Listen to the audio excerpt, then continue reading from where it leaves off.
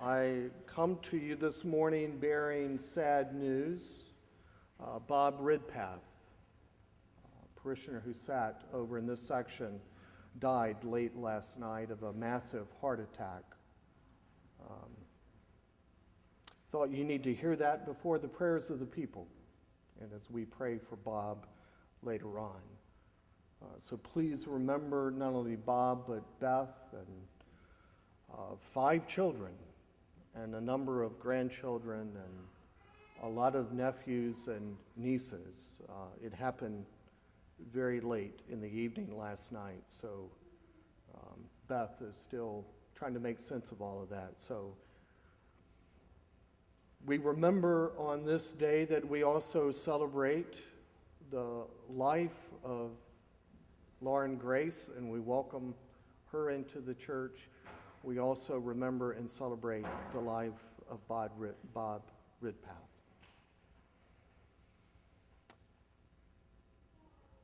As I was talking with the family last night, one of my initial observations that I shared with them about Bob sat over here in this section, and Bob would always linger and be one of the last ones in the receiving line. And it took me about 3 or 4 occasions to figure out why. Bob wanted to come and share with me his observations about my sermon.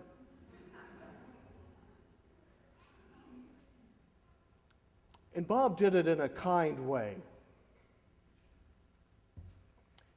But he would always come and we would have this great exchange about my sermon. And most often I had to look at him and say, Bob, you do know I have to go do adult ed, or I do have other things to go and do. Let's take this up later. And Bob would sort of shrug his shoulders and smile.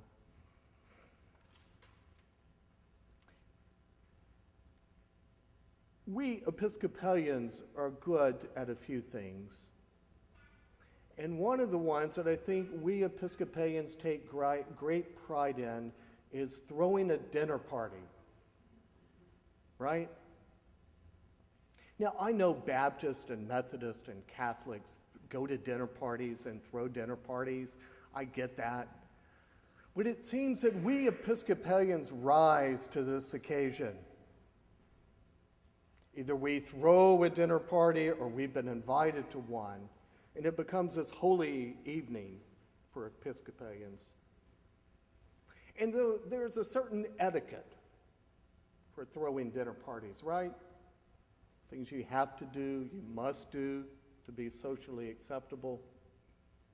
One of the first things in throwing a dinner party is you have to come up with a list of those you're going to invite. So think about that for a moment. Your first rule of etiquette, the very first thing you do is you decide who's coming and who's not. And at dinner parties, there's another sort of etiquette that we follow. It's expected that we ask, "Oh, Tom, what do you do?" As if trying to figure out what Tom does for a living makes Tom better or worse than he actually is. Where do you live? All sorts of customary questions we have for people. And I will say, for good reason, one of the rules of etiquette is you pay a lot of deference to the host, right? After all, they invited you. And if you want to come back again, if the food is good, if the drinks are good, and you want to be invited back, you certainly have to pay a great deal of deference to the host.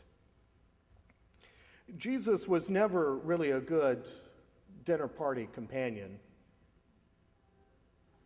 The first charge against Jesus, and the charge that lasted the longest, by the way, in his entire ministry, was that he spent a lot of time with sinners and prostitutes. He hung out with that crowd over there.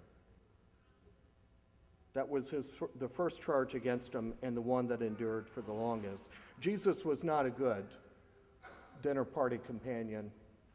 And we have that again in this dinner party. A Pharisee has invited Jesus to his house. And by the way, Pharisees are not all bad. We've learned that in church, haven't we? In fact, we call other people a Pharisee. In fact, we are quite good at calling other people a Pharisee, are we not? Sadly, sometimes we call ourselves a Pharisee. So we've already defined who the Pharisees are. I would like to remind you that at least on 2 occasions, the Pharisees warned Jesus that there was a plot to kill him. Not all Pharisees were out for Jesus. And so this particular night, Jesus is at table. And somewhere in the midst of this dinner, Jesus, how can I say this? Jesus pays a lot of attention to the hired help. He has this conversation with a woman. Now, in our day, that means nothing to us. Men and women talk to one another. In that day, for Jesus to have talked to this woman would have been highly questionable. He was a rabbi, after all. He wore a collar. Well, he didn't wear a collar, but you get where I'm going. He wore a collar. He wore fancy religious vestments. And boy, he sure spent a lot of time talking to those people over there.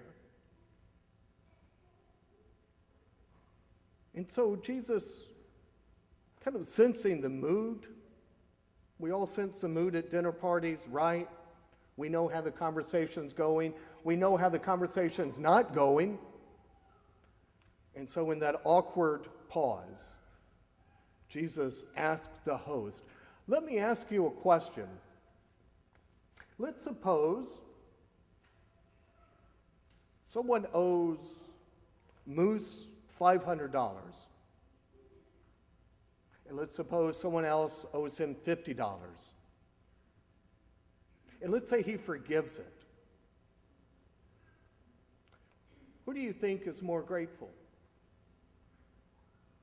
Well, of course, it's obvious, the one who owes $500. That's obvious to us. And Jesus says, you have done well. You were smart. You were smart, but you haven't figured it out. Not even by a mile. This person, this woman, who would be easy for us to forget, this person that we would pass in the grocery store aisle, this person we may cross the street to avoid, this person on the outside, this person not like us, Jesus says you don't even get it. That is the person who is most grateful to God.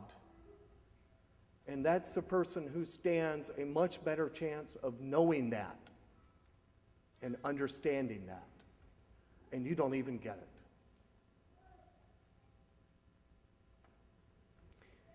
Every Sunday, most every Sunday, we have a Bible study in the conference room. Pat Brown, one of our faithful 8 o'clock parishioners, leads this Bible study virtually every Sunday. I encourage you to come to this study. You can come at 9 o'clock and then come to the service at 10. Every week, Pat sends me his lesson plans, usually on a Saturday. Sometimes it helps me in preparing sermons. It gives me something else to think about. So yesterday, when Pat sent his lesson plan, there were some very good questions in there. In this Bible study, it's very provocative, because we're Episcopalians after all, right? We like to raise some tough, provocative questions. And so these were some of the questions. I want to throw them by you. I know Bob Ridpath would enjoy these. Do we need sinners like the Pharisee needed this woman in order to maintain the image of our own righteousness? Do we need sinners to maintain the image of our own righteousness? Have you ever made someone look bad in order to feel better about yourself? Have you ever made someone look bad in order to feel better about yourself? And then this one, which was good, Pat said, Tim, you have to say this because he says it as the teacher. This great one. Could you be perceived as being righteous by asking these questions?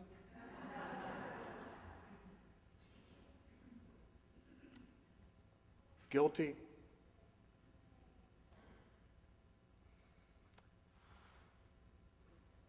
These are all wonderful questions.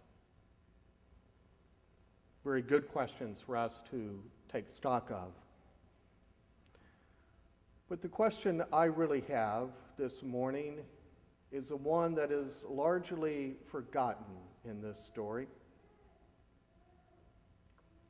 The person who is on the periphery, the hired help, if you would, the low class, the less than, the one we overlook, the one we don't think much of.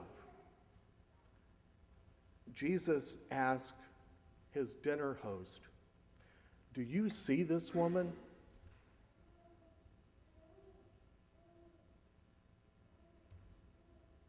Do you even see her?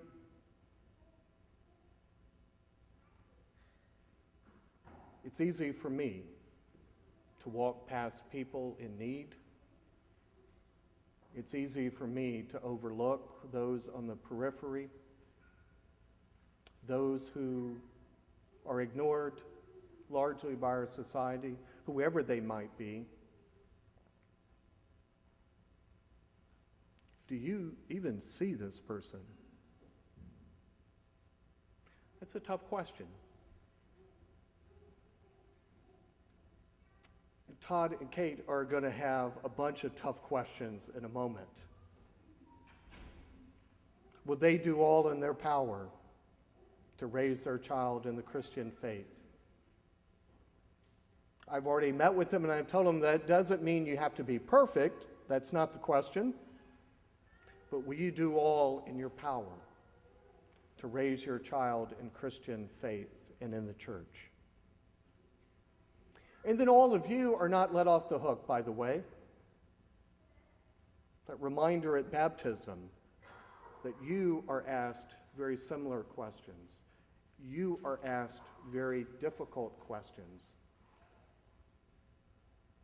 Will you do all that you can? Will you strive to respect the dignity of every human being? Doesn't mean you have to agree with everyone. And Lord knows in our world right now and not too far from us, nobody can agree about anything. It asks, will you strive to respect the dignity of every human being?